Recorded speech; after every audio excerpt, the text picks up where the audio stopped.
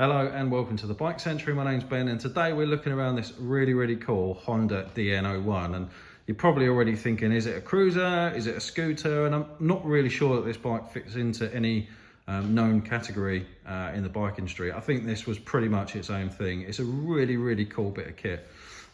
It's actually designed based on the V-twin engine used in the Honda DeVille. So it's a 680cc V-twin, but not a lumpy V-twin like you'd see perhaps in an SV650 or a Ducati Monster. This is really well refined, very well balanced and really smooth. So you wouldn't know it was a V-twin. Probably feels a bit more like a parallel twin. It makes about 51 brake horsepower, and that doesn't sound a lot for a big bike, and rest assured this is a big bike, but it picks up really well from the bottom end, and even with a pillion and luggage, actually it rides really nicely, I have to say. And I'm not normally a fan of automatic bikes, but we'll get to that in a minute. So this is a 2010 model bike. These are really rare, as you can probably imagine. Only 140 odd of these were actually registered in the UK, so you're not likely to ever see one of these at a bike meet. Quite a low seat height, 690 millimeters, which is great for those of us with a short inner leg. And it does have a forward riding position, so very much like a cruiser, hence the confusion in which category it goes in. So I'm going to walk you around it and try and do it justice. If I miss anything, you'll have to excuse me. It's got a good front end, so 17-inch front wheel, 300mm front disc with 6-pot Nissin brakes, which is quite rare. The bike does come with ABS and non-USD forks as well, which are in great condition. There's no pitting or rust or anything like that. They're in great condition. So lots of options for tyres. The rear tyre incidentally is a 180, so again, loads and loads of options, nothing obscure like you would get with some cruisers.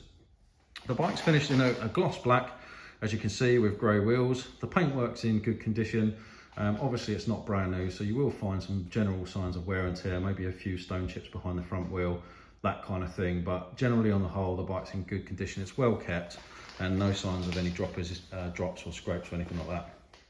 The front fairing's an unusual one. It's kind of got this kind of sharp beak on the front with low inset lights. I think it looks really cool, and the Givi screen that's been put onto the bike gives you almost like a feeling of being in the cockpit of a fighter jet, and I'll try and show you that from a rider perspective shortly, but it's very cool nonetheless. There's a little bit of bright work on the bike. It's got the original exhaust, which sadly just covers the single-sided swing arm, which looks absolutely beautiful. As you can see, the bodywork's in really nice condition. There's that foot forward riding position, which is very comfortable actually, I have to say. I can really get excited about this bike. You know, it's not something that would normally float my boat, but I found it really great fun. Lovely to sit on as well. And as you can see, the bike comes fully equipped with Givi luggage. So it's the mono key pannier system and top box as well, with all of the keys. So I mentioned the seat height, and it is particularly low, which I quite like. It's a very relaxed riding position, and as you can see, there's a nice big pillion seat there as well. So this bike really has got legs. You could use it for touring, commuting, that sort of thing. It's got just over 15-litre fuel tank, so that should be good for around about 200 miles. It's quite an economic bit of kit, but as you can appreciate, it is also quite a big bike. So around the front, you get a slightly better perspective of the screen. It's got kind of this dome, and because you sit quite low, it does chuck the air up over the top of the rider. So again, just another added comfort there riding something like this. On this side, you get a better look at the engine, so you can see the V-twin there, ever so slightly offset. Really well balanced engine, as I said. It's a really nice motor, very creamy. You can see that the bike's got the red tab there is for the charge lead. So if you've got a data tag or a data tool or Oxford charger at home, you'll be able to plug straight in. And then you've got another perspective there of the Givi luggage. The bike comes with 2 keys. It comes with all of the original keys for the boxes.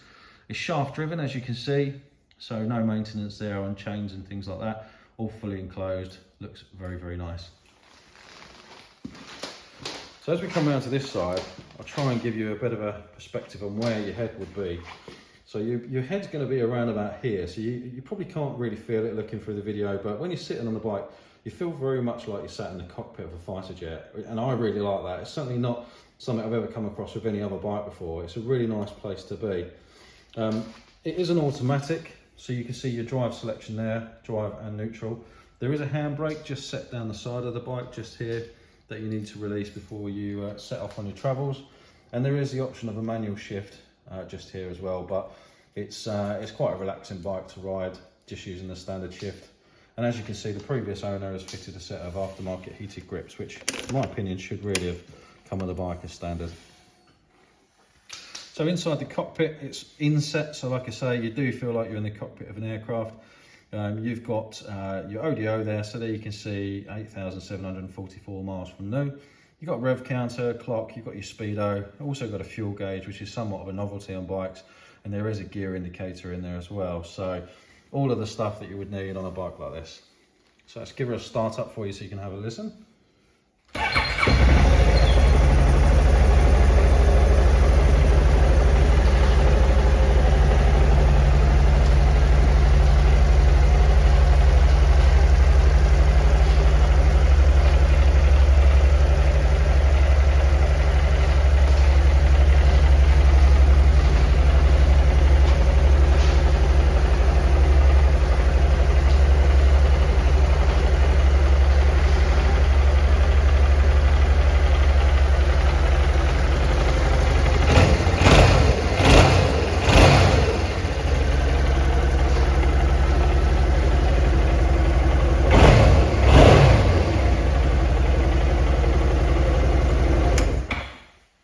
It actually sounds a bit more like a parallel twin, which is unusual. V-twins are normally quite loud and obnoxious and lumpy, but whatever Honda have done to this engine, they've done a fantastic job. And as I say, the engine's a very, very big strong point for me on this bike.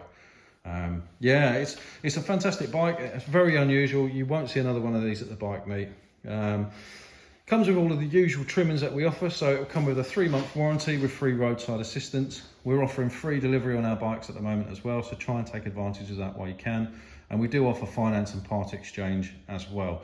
If those are things that you're interested in, or you've got any general questions about the bike, feel free to reach out to us. We've got WhatsApp, we've got Facebook, live chat on our website and on Auto Trader, or of course you can pop into the showroom at any point, give us a call for a chat, and I'll be happy to answer any questions you've got.